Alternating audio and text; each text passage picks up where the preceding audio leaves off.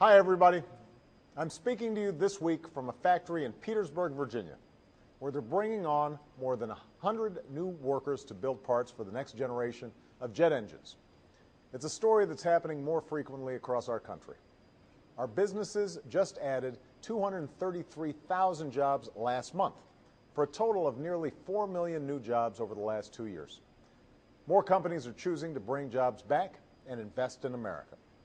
Manufacturing is adding jobs for the first time since the 1990s, and we're building more things to sell to the rest of the world, stamped with 3 proud words: Made in America.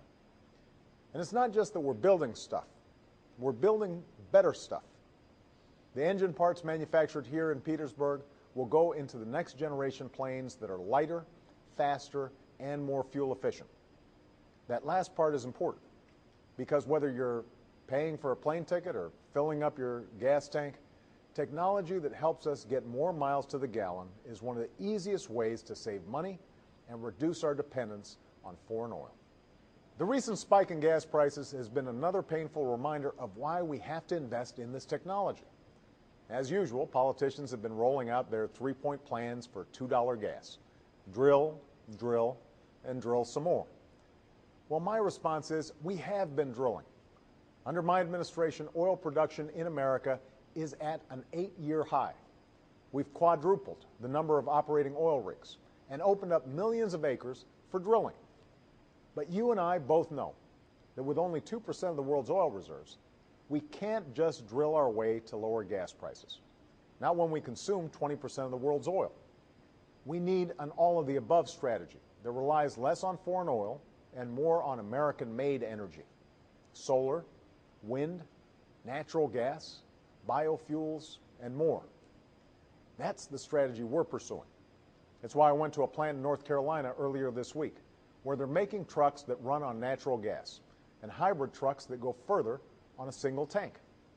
And it's why I've been focused on fuel-efficient cars since I took office. Over the last few years, the annual number of miles driven by Americans has stayed roughly the same, but the total amount of gas we use has been going down. In other words, we're getting more bang for our buck. If we accelerate that trend, we can help drivers save a significant amount of money.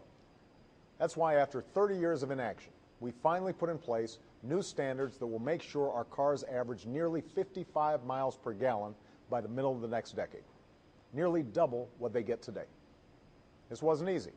We had to bring together auto companies and unions and folks who don't ordinarily see eye to eye. But it was worth it, because these cars aren't some pie-in-the-sky solution that's years away. They're being built right now by American workers in factories right here in the USA. Every year, our cars and trucks will be able to go further and use less fuel.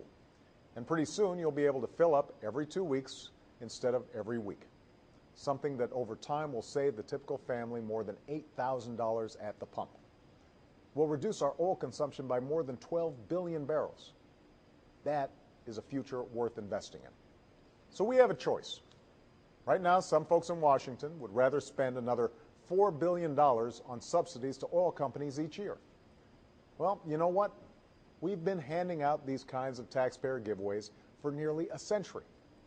And outside of Congress, does anyone really think that's still a good idea?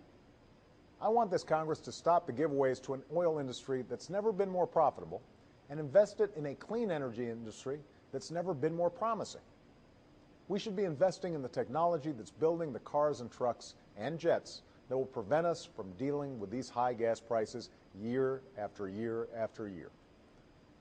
Ending this cycle of rising gas prices won't be easy, and it won't happen overnight.